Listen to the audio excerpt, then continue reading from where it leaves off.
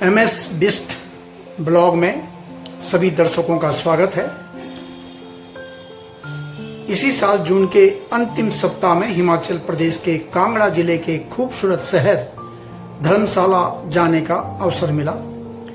दिल्ली से धर्मशाला तक की 480 किलोमीटर की यात्रा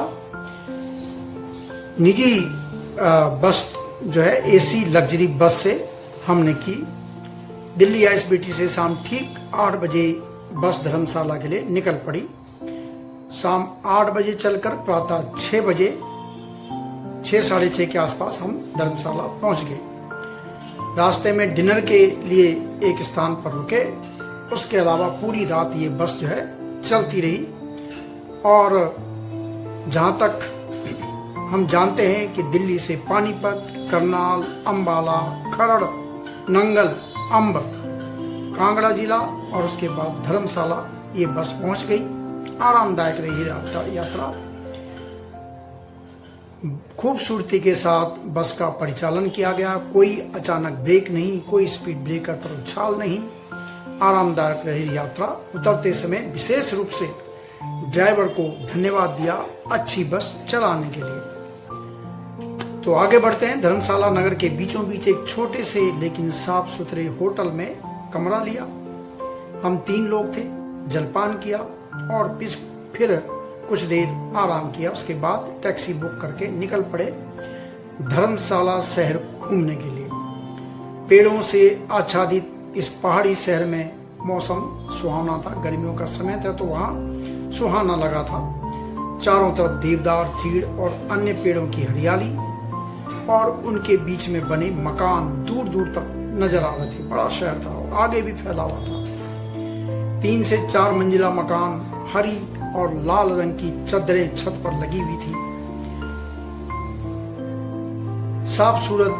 साफ सुथरी खूबसूरत सड़कें। मारुति 800 यहाँ टैक्सी के रूप में मिलती है। सफेद रंग की, तिपहिया नहीं मिलेंगे आपको यहाँ। सफेद रंग की मारुति 800। तो हमने टैक्सी बुक की और निकल पड़े शहर घूमने के लिए। चाय बागान देखा। पहली बार ऐसा चाय बागान मैंने देखा जैसा तस्वीरों में हम देखते हैं, दूर दूर तक फैला हुआ। उसके बाद पहुंचे वॉर मेमोरियल। यहाँ 3 काले पत्थर की दीवार पर देश की सेवा में अपने प्राणों की आहुति देने वाले हिमाचल के वीर सपूतों के नाम अंकित हैं। अमर जवान ज्योति है और भी स्मारक चिन्ह है। काफी बड़ा एरिया पर ये वॉर मेमोरियल बना हुआ है। उसके बाद यहां से निकले। कुछ दूरी पर शक्तिपीठ कुणाल पथरी माता का मंदिर है। सड़क से नीचे उतरते ही मंदिर पड़ता है। शांत वातावरण, ठंडी हवा।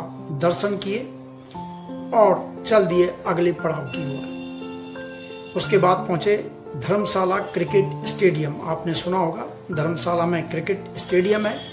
दुनिया में सबसे ऊंचे स्थान पर स्थित ये क्रिकेट स्टेडियम खूबसूरत दिखता है। चारों तरफ दूर दूर दिखने वाली पहाड़ियों से घिरे इस स्टेडियम में आपको पहुंचकर अच्छा लगेगा।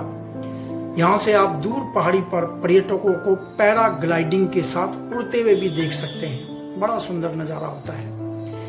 इसके बाद टैक्सी चालक हमें एक ऊंची चोटी पर ले गया जिसके पीछे गहरी खाई थी। चोटी तक जो है थोड़ा पैदल पहुंचना पड़ता है। कई लोगों को बहुत परेशानी होती है ऊपर पहुंचने में। चोटी पे पहुंचने के बाद पीछे एकदम खाई दिखती है। वहां दूर नदी है, नीचे बड़ा तालाब है। बड़ा रोमांचकारी लगता है। ऊंचा पहाड़, घना जंगल, कुल मिलाकर अच्छा रोमांच आपको यहाँ पर लगेगा। हालांकि हम लोग तो खुद पहाड़ से हैं, हमें इतना ज्यादा बहुत नयापन नहीं दिखा। लेकिन जिस व्यक्ति ने कभी पहाड़ नहीं देखा है वो अगर इस स्थान पर जाएगा तो उसे बहुत रोमांच लगेगा। तो इस दिन के जो है टैक्सी चालक ने 2200 रुपये लिए, जितना भी घुमाना फिराना हुआ। दूसरे दिन की शुरुआत धर्मशाला के उपनगर मैक्लोडगंज धर्मशाला से ऊपर है, वहां से हुई हमारी। 5-6 किलोमीटर ऊपर है। धर्मशाला से रोप वे से भी आप जा सकते हैं। बहुत अच्छा रोप वे है। अच्छी यात्रा है, रोमांचकारी। मैक्लोडगंज में बागसु नाग देवता का मंदिर है। काफी अच्छा मंदिर है। यहाँ पानी का तालाब है, पानी निकलता है, पानी चलता रहता है। गर्मियों के मौसम में इस तरह का ठंडा पानी देखना बड़ा सुकून लगता है। यहाँ स्नान करने वाले भक्तों की भीड़ लगी रहती है तालाब में। यहाँ आसपास खाने के लिए कई होटल हैं, रहने के लिए भी व्यवस्था है। और मुख्य सड़क से नीचे आप चलते रहेंगे आगे तो एक पुराना चर्च है, चर्च ऑफ सेंट जॉन। उत्तर भारत के सबसे पुराने कैथेड्रल में से एक है। दिखने में ही काफ़ी पुराना लगता है। इसकी तस्वीर हम आपको दिखा रहे हैं। यहाँ लगी जो पट्टी जो लगी है यहाँ, उसके मुताबिक 1852 में इसका निर्माण हुआ, जब अंग्रेजों का शासन रहा होगा। जैसा कि आप लोगों को पता है, मैक्लोडगंज में दलाई लामा का भी जो है उनका पैलेस है। तिब्बती धर्मगुरु दलाई लामा यहाँ जब भी भारत में आते हैं तो यहीं वह रहते हैं। उनका यहाँ पे रहने का स्थान, मंदिर, पूजा, सभागार सभी कुछ है। पूरी जांच के बाद यहाँ प्रवेश दिया जाता है और उसके बाद यहाँ से हम रोपवे से बैठे और सीधा नीचे धर्मशाला। एक तरफ का रोपवे का किराया 480 रुपये है। थोड़ी लंबी यात्रा है क्योंकि ये 5-6 किलोमीटर की दूरी है। ऊपर अगर आप सड़क मार्ग से जाएंगे तो रोपवे कम से कम 1 किलोमीटर तो होगा ही। तीसरा दिन देवियों के दर्शन करा। धर्मशाला को देवभूमि कहा जाता है। कांगड़ा में कई प्रमुख देवियों के मंदिर हैं। टैक्सी बुक कराई, सुबह 7:15 बजे निकल पड़े कांगड़ा जिले में आगे भ्रमण के लिए। तो रास्ते में देखा कि सड़क का चौड़ीकरण का काम चल रहा है। पूरे रास्ते सड़क को चौड़ा करने का काम, पहाड़ काटे जा रहे हैं, सड़क बन रही है। इस कदर चौड़ा किया जा रहा है कि बड़ी बस और ट्रक यहाँ से आसानी से गुजर सके। ज्वालाजी मंदिर मां सती के 51 शक्ति पीठों में से एक है। ये ज्वालामुखी जो गांव या शहर जो भी है उसमें ये बसा हुआ है। कहा जाता है कि मां सती की जीव जो होती है यहाँ गिरी थी। मां सती की कथा आपने सुनी होगी कि भगवान शंकर जब मां सती के शव को अपने कंधे में लेकर पूरा ब्रह्मांड का चक्कर काट रहे थे तो श्री विष्णु जी ने अपने सुदर्शन चक्र से उनके शरीर के टुकड़े किए थे। तो जहां जहां उनके अंग गिरे वहां शक्ति पीठों की स्थापना हुई। तो यहाँ मां सती की जिह्वा गिरी और बाद में जो कि आग की लौ के रूप में निकल यहाँ पर प्रकट हुई। तो इसीलिए यहाँ ज्वालाजी मंदिर इसको कहा जाता है। तो इस मंदिर परिसर में 9 स्थानों पर इस तरह की लौ जो है जमीन में निकलती है, जिन्हें माता के 9 रूप कहा जाता है। और आज भी ये अपने आप में एक चमत्कार से कम नहीं है। कार से उतरने के बाद करीब आधा किलोमीटर का रास्ता है मंदिर तक पहुंचने का। दोनों तरफ दुकान है, ऊपर चद्दर की छत है। बहुत सुंदर रास्ता है। प्रसाद लीजिए, चुन्नी लीजिए, फल लीजिए, नारियल लीजिए, सब दुकानें लगी हैं। और उसके बाद सीढ़ियां चढ़ने के बाद मंदिर के अहाते में मां ज्वाला जी की जोत के दर्शन के लिए हम पंक्ति में खड़े हो गए। ज़्यादा लंबी लाइन नहीं थी। आराम से मंदिर के भीतर दर्शन किए। जोत जल रही थी, भेंट चढ़ाई। यह अद्भुत नज़ारा था। बिना किसी तेल घी के एक गहरे स्थान में एक तरफ से जो है लौ निकलती है, नीले और हल्के जो है केसरिया रंग की लौ। दर्शन किए, प्रणाम किया। और ऊपर पहाड़ी पर भी मंदिर है। यहाँ शिवालिक पहाड़ी श्रृंखला है जिसे कांगड़ा घाटी की कालीधर कहा जाता है। यहाँ माँ के भक्त गोरखनाथ की खिचड़ी की कथा काफी प्रचलित है। आपने सुना होगा कि मुगल शासक अकबर ने भी माता का लोहा माना था और नंगे पैर मंदिर तक पहुंचकर वहां माता को छत्र चढ़ाया था। यह छत्र भी यहाँ रखा हुआ है। इसकी तस्वीर भी हम आपको दिखा रहे हैं।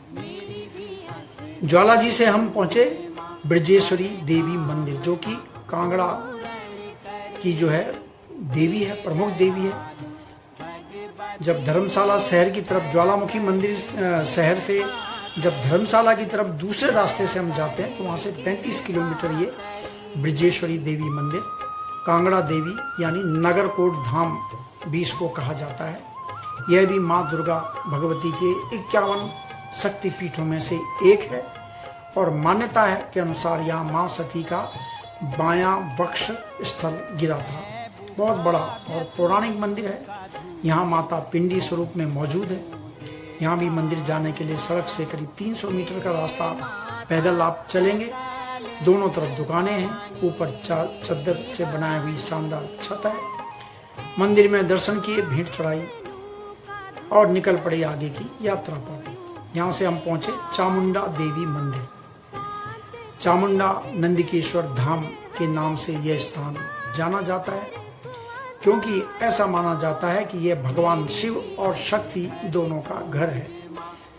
माता चामुंडा देवी को काली रूप माना जाता है, जो बुराई से लड़ने वाली निडर देवी का एक रूप है। धर्मशाला से इसकी दूरी 14 किलोमीटर, पालमपुर से 19 किलोमीटर और मैक्लोडगंज से 30 किलोमीटर है चामुंडा देवी मंदिर की दूरी। पौराणिक कथाओं के अनुसार देवी काली ने प्राचीन समय में इस स्थान पर एक भयंकर युद्ध में 2 कुख्यात राक्षसों चंड और मुंड का वध किया था।